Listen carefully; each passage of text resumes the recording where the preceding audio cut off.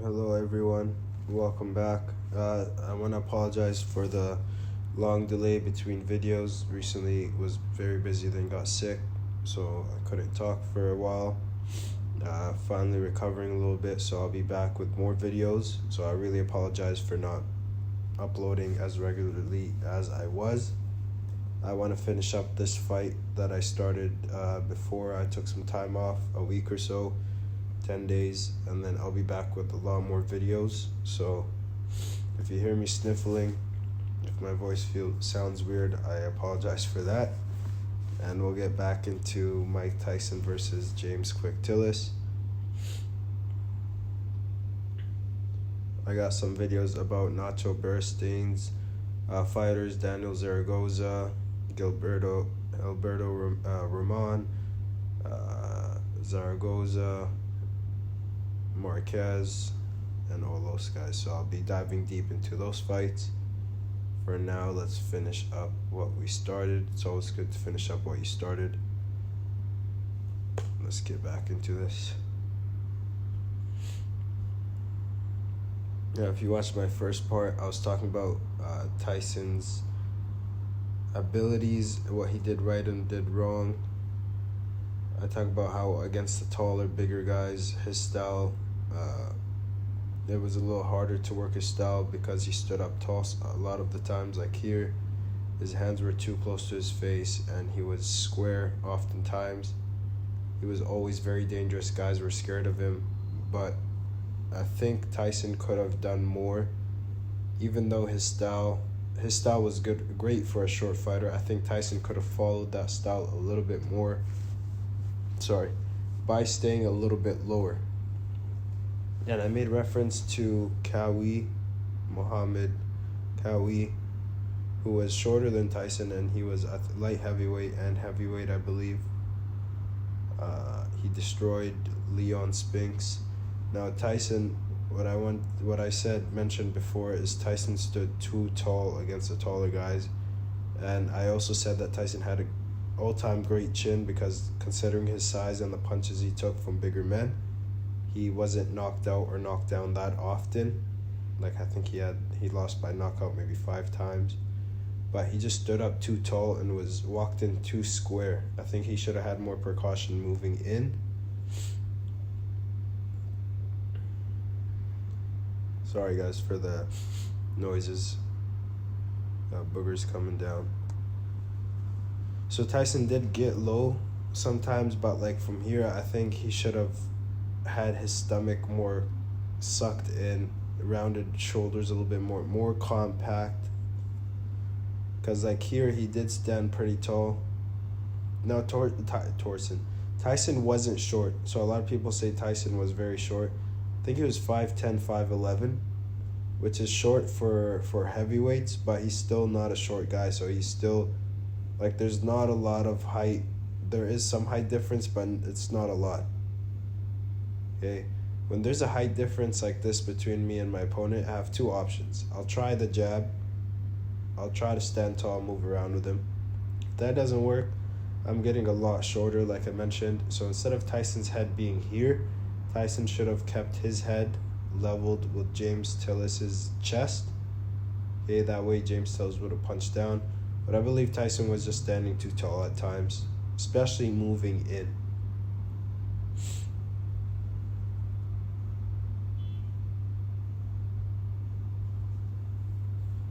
If you want to stand this tall, you better be more bladed and have a better jab, or use your jab a lot more.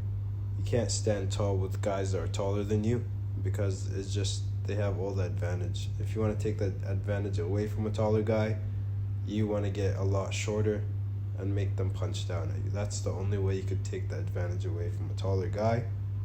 But if you stand tall like Tyson is here, with your hands to your face, even though you're as dangerous as you are, scary as you are, you're going to eat some jabs and punches.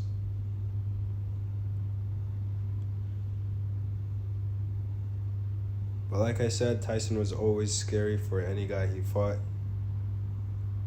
But I'm just speaking from a pure technical boxer standpoint, what you should and shouldn't do. Like here, there's no reason for Tyson to be this tall.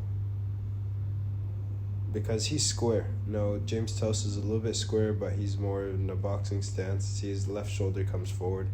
Tyson jabs more from a squared stance, and 98% of the time, James Tillis's jab is going to get there before Tyson.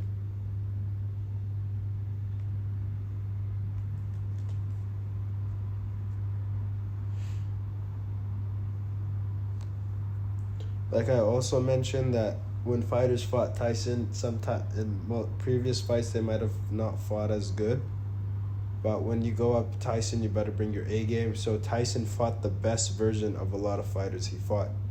For example, take Buster Douglas versus Holyfield, how Buster Douglas looked in that fight versus how Buster Douglas looked in front of Mike Tyson. So you have to bring your A game against Tyson, and that's why he had a lot of tough fights, is because the guys were fighting him knew they had to train really, really hard not to get knocked out, and that brought the best out of them. So the scarier the opponent, the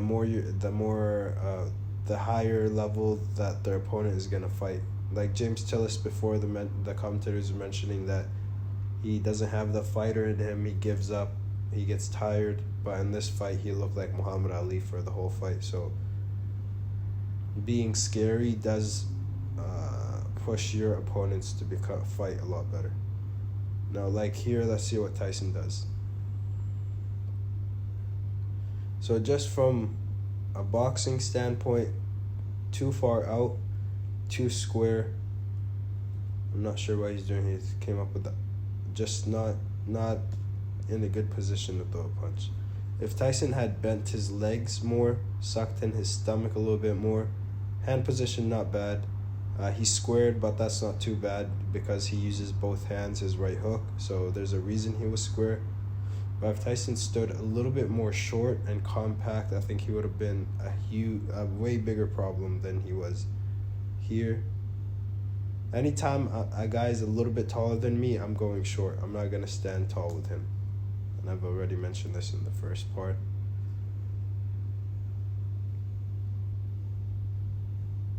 See, like Tyson just walking in. Like you can't do this against a guy that's bigger and taller than you. Now I've seen Tyson, everybody's seen Tyson when he gets low. He just didn't do it. He didn't make it a part of his style, like his main stance. But he did get low and do the right things, but a lot of times like he's just too square and too straight up. I think that happens too when you knock too many guys out. You start getting this feel about yourself is if I'm going to land one punch, the fight's going to be over. Like that. So you stop caring about following the technicalities of boxing and you just start trying to knock out guys.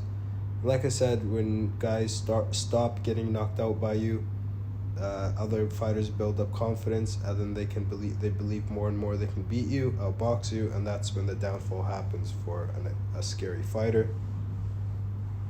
So you always got to respect the rules of the technicality of boxing. You can't ever rely on being just a knockout artist. You still got to do the right things. Tyson too far out, too square. See, that was a nice right uppercut. Just I don't know. I wish he got lower and did more technically sound things.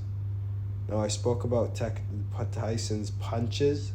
I believe they're some of the most technically sound punches I've ever seen from a heavyweight or other fighter. The way he turned his hips through his hook, like everything he did to throw his punches was perfect. He just didn't always put it together in the right way. I think he could have done that more. But his punches, just punches wise, throwing a left hook, throwing a right uppercut, throwing a right hook, perfect technique. He just didn't put it together as well as he should have. I've also did a study about the Larry Holmes fight against Tyson. Now, like Tyson here, he's being dangerous in certain times, but not the whole time. See, like the power Tyson was scary to fight. I don't care if it was a 100-round fight and Tyson was in there with you. You're always going to be on your toes, wondering what Tyson's going to hit you with. Here he gets a right hook. See how he builds up that power from the legs? So he landed devastating punches, but I wish he just did more boxing stuff, if you know what I mean.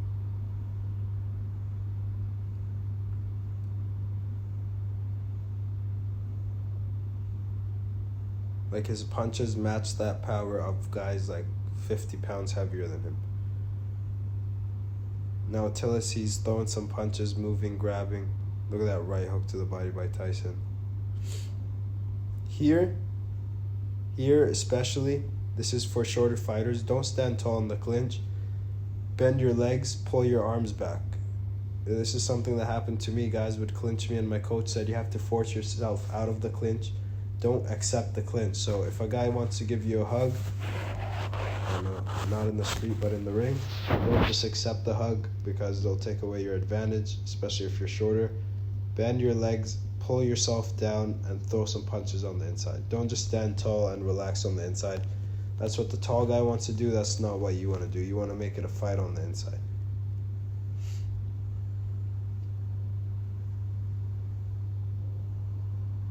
Please let me know if there's any audio problems. I got a comment last time that my audio was a little bit too low.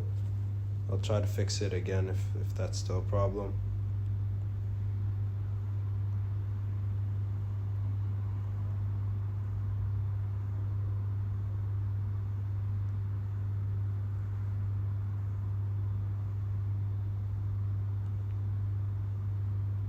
Now this is a 10-round fight.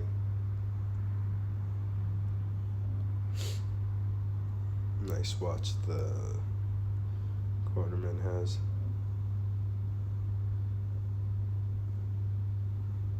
See, like that technique of Tyson's punches, his weight transfer, his power in those punches, just perfect.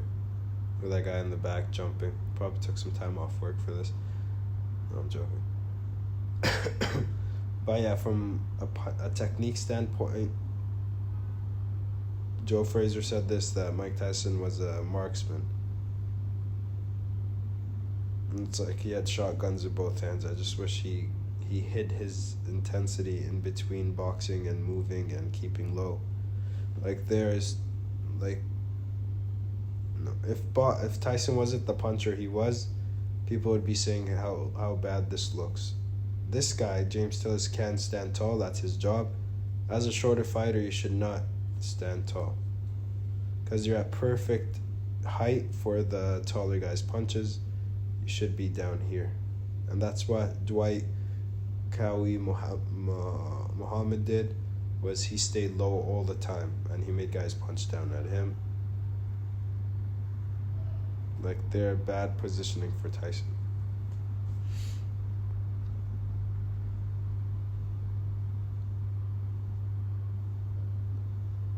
So if you're a shorter fighter watching this, do not stand tall. You should always be short. There's no reason to be as tall as this when you're fighting a taller fighter. No point at all. Because you're just giving them what they want and you're working to their advantage, which is they want to punch a little bit lower than shoulder level. So James Tillis wants to throw his punches, if he could, all the time at this level, and Tyson is standing at that perfect level. You want to get low, I've said this a million times, make James Tillis, instead of punching this level, punch this down here, and that's how you make him open up for mistakes. Nice, he caught him, James Tillis.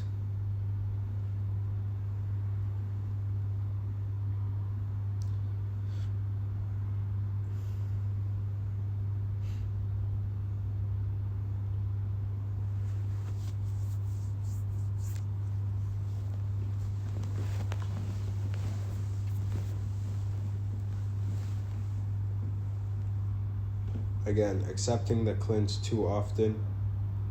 A short guy, doesn't matter that he's short, but a guy that's really good in the clinch these days, but he's not very active, is Gervonta Davis.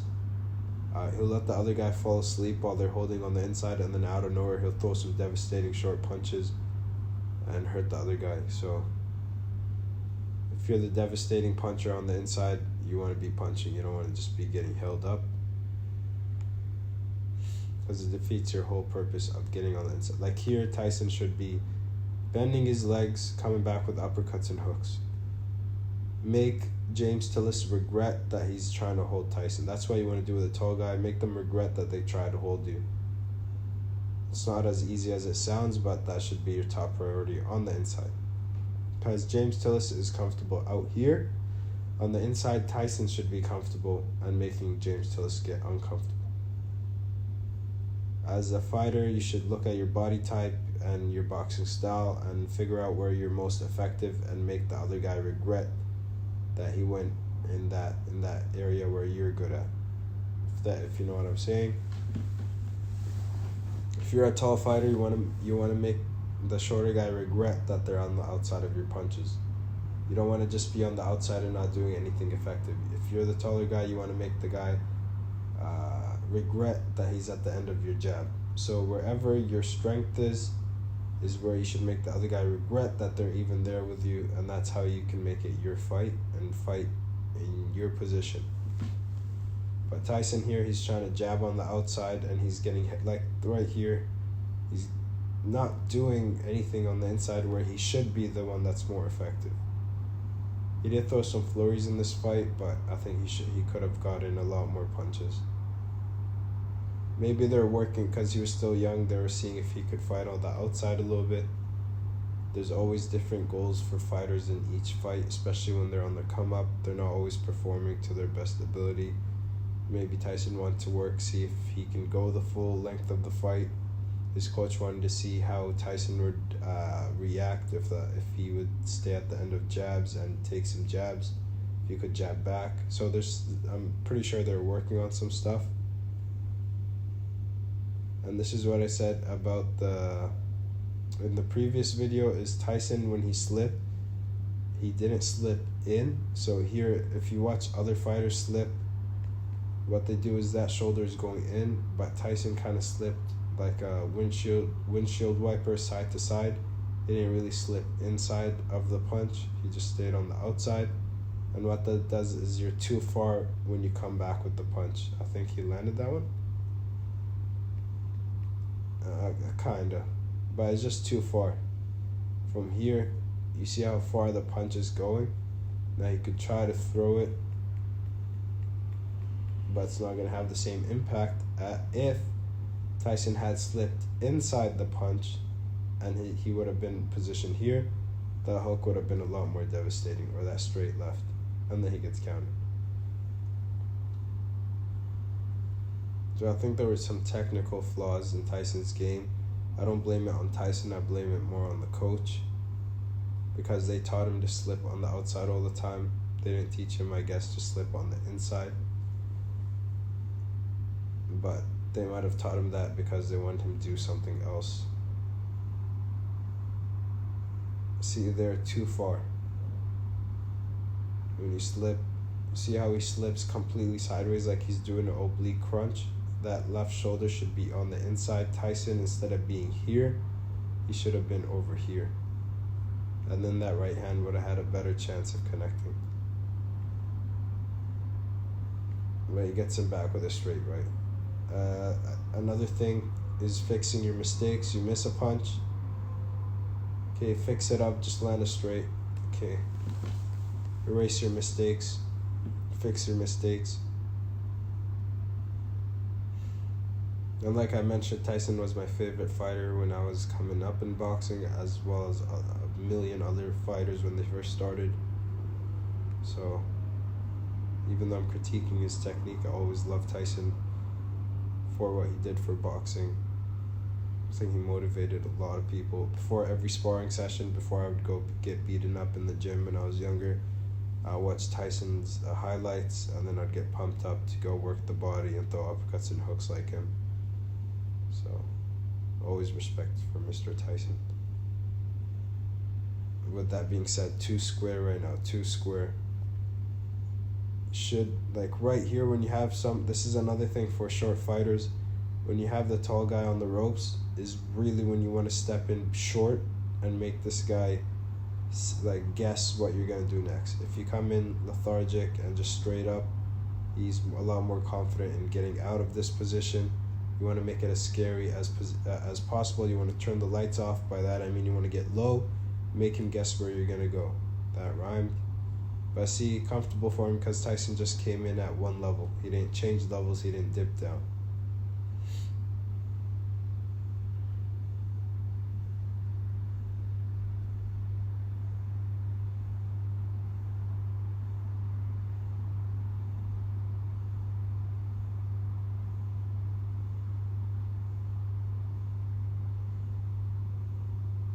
Tyson keeping both hands up.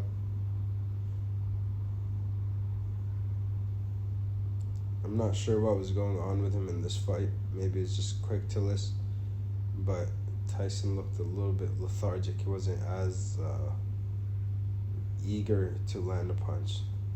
That was a nice jab right there.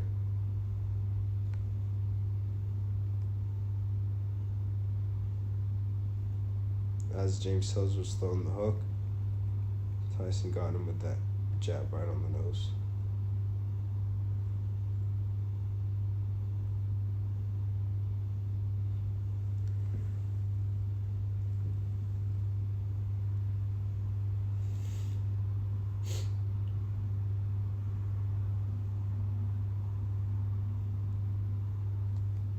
Now here, this is something I don't like about the custom auto style, is the hands to the face thing.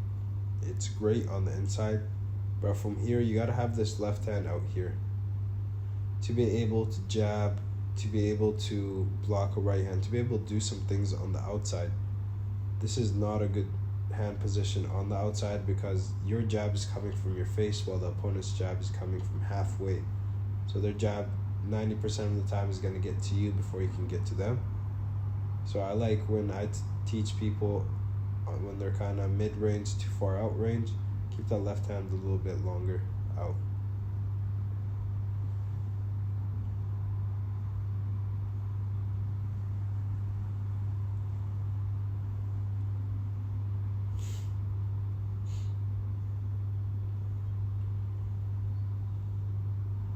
James Tillis growing with confidence.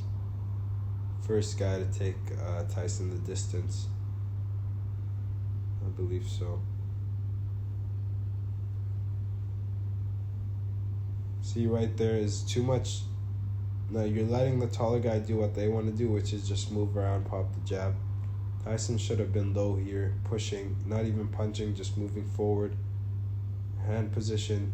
It's now, if I was James Tillis, I would jab and hold out my jab at Tyson's gloves and just pin them to his face and then throw a right hand. And Tyson is wasting too much time here, just standing there. Too much time right here. You're letting James Tillis get his confidence up. He knows he's killing the clock, and he's surviving more and more. See that? This is something that Tyson did good here. He was being held, and then he went bang, bang, bang. One of them landed, but look how James Tillis got out by himself. Now, when someone gets out of the clinch straight back, this is when Tyson should attack. Right here, right here, right here, right there. These are the pockets where you can actually land punches and surprise your opponent. So Tyson goes to the body. He landed one good shot or two. You see this from here. Tyson should have attacked with a double jab while he's southpaw right now and came in with more punches. Right here, he let him get out. Let's see what Tyson is doing. He's given too many opportunities for James Tillis to rest and move freely without being under the threat of being attacked.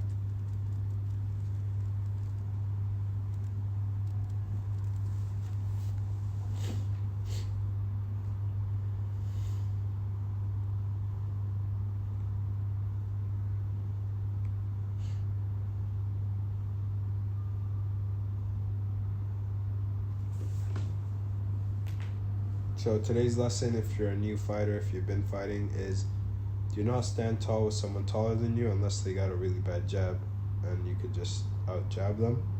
Rare case, but most of the time get shorter, take away their advantage.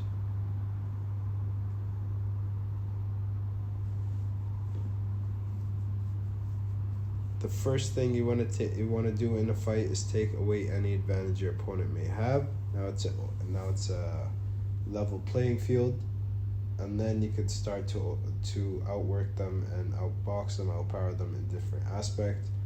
First thing I want to do though, a taller opponent, I'm taking away their advantage of being tall, and I'm making them hate the fact that they're tall.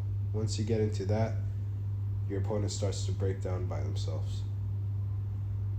Because what they're used to doing really good or using to their abilities is now being a detriment of them in the fight, and they start regretting ever being tall, and they start doing stuff that they never did before.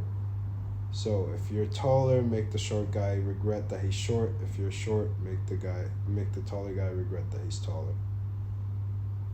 That's the first step in my game plans, is just take away the advantage, and then I can start working on my other parts of my game plan. But I want to take my opponent out of what they're comfortable with.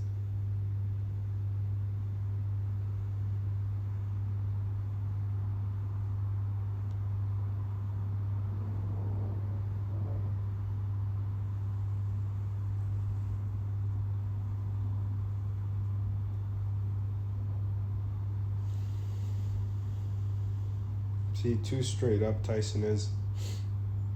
And too many times where he should be low. Too tall, standing too tall.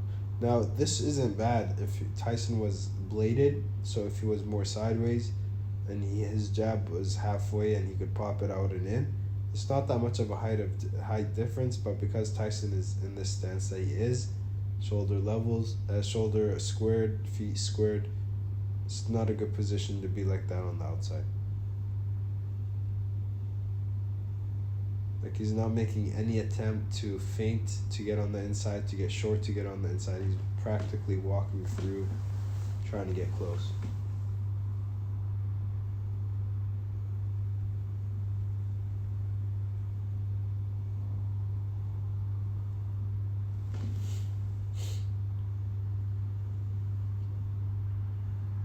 James Tillis, I think, is just happy to survive this fight. Nice combo by Tyson.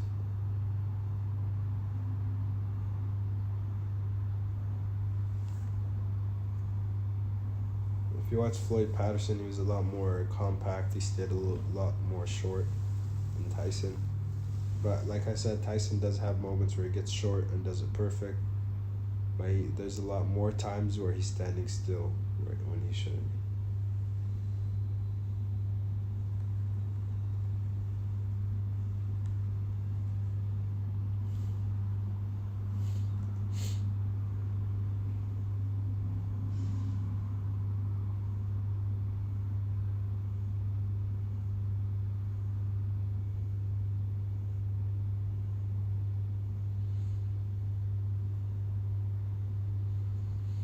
Very nice right upcuts by Tyson.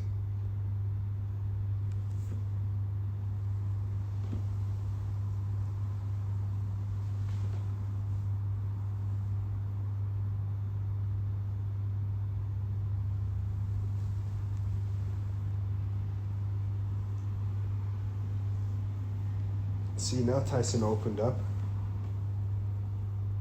Now he opened up. That was the end of the fight.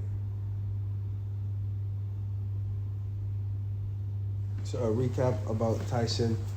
The reason I chose this fight is the first fight where he didn't knock the guy out. So I didn't want to do a Tyson study where he's just knocking someone out, because there's not much to study. I want to talk about the positives and negatives to Tyson's style. I don't blame Tyson for losing or doing these kind of stuff. I believe I blame the coaches a little bit more, because Tyson was one of those guys that would do exactly what you wanted him to do. So I think they should have added more aspects to his game.